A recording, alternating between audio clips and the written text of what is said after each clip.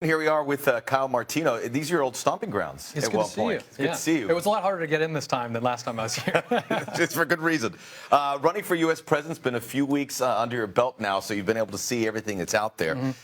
Looking to the first moment that that really changed this country, where the outrage was there, where the United States not qualifying the World Cup, it was tangible. I felt it. So many people felt it. We saw it on social media.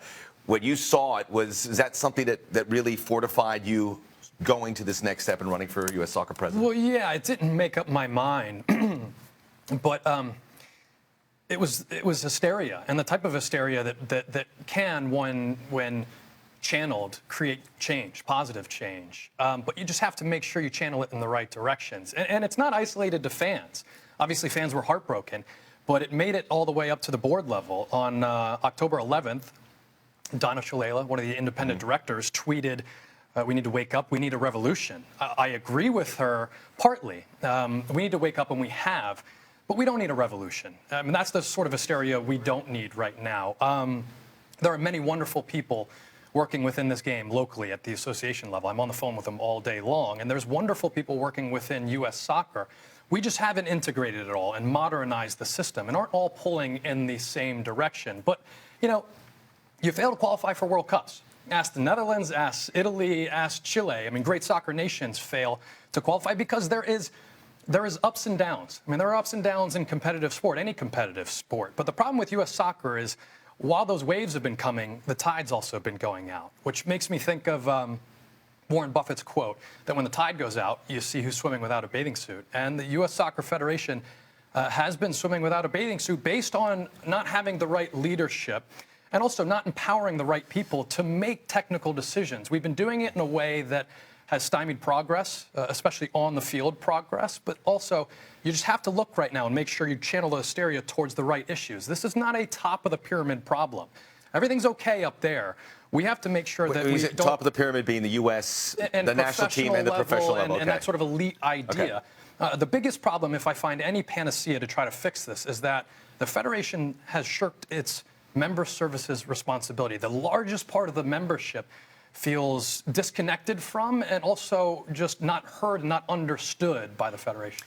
And look, you have a website, Everyone's Games, USA, so we can see more about your platform, and you have those three pillars: transparency, equality, and progress. Yeah. And not to diminish anything, and obviously there with equal pay and certain issues there that need to be resolved.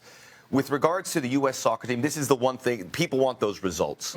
In order to get that U.S. soccer, the U.S. men's national team where it can compete, where we think they can compete, what are those steps that need to be taken in a short term to help for the long-term builds? Well, what you need to make sure you don't do is think that hiring a coach and these other things that are in the media, that are big stories right now, is the focus. The U.S. isn't going to have a competitive game for another year in terms of something that actually matters. Now, developing players and finding right coaches, all of this is important. One thing that I'm going to do is hire a technical director. Basically, in the past, our president has been a technical director. And, you know, I may be qualified to do that position, but no one should unilaterally be making high-level macro decisions like picking coaches or extending coaching contracts or also making high-level decisions like the PDI. So the Player Development Initiative was a way to improve quality at the top of the pyramid, to find young kids and funnel them upwards so that they were prepared for the professional level, the international level, and you grow a national team.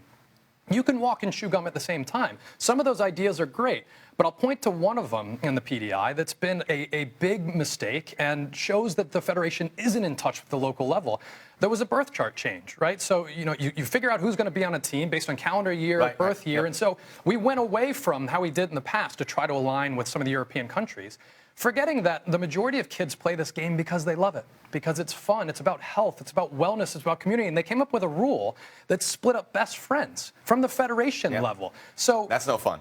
That is no fun. And I'm on the phone with these kids, with these parents, with these directors of coaching at the association level. And they immediately said, this is a mistake. And the document that U.S. Soccer put out when they made that decision was a 58-page document. On page 3, it said, do not treat our 12-year-olds like World Cup winners. And that's exactly what they did with this decision. So I think if you get the bottom of the pyramid right, if you focus on the membership that's the biggest, if we stop losing kids, we lose 50% of them before they're the age of 10.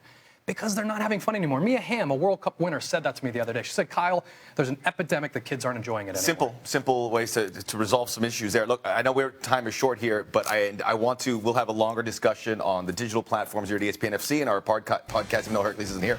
We love you, Herc. I'm sorry you're not here. This is with Stu Holden's kicking for Houston to raise some money. You got to play a little bit. Yes, even the old you guys let yourself have fun. go a little bit. Yeah, Kyle. by the way, I mean, the gray hair, I still have the Panenka, but, the pointing to a couple fans that weren't there.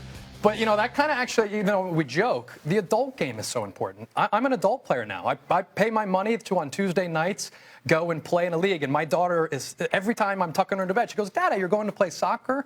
That's culture. And we've ignored the adult community in a big way. So Stu did an amazing job that it started with a tweet to bring a bunch of adults together and raise some money, nearly $400,000 right now. Go to his website, Kick In for Houston, look at his Twitter feed. You can still donate because relief after a hurricane takes many years, not months.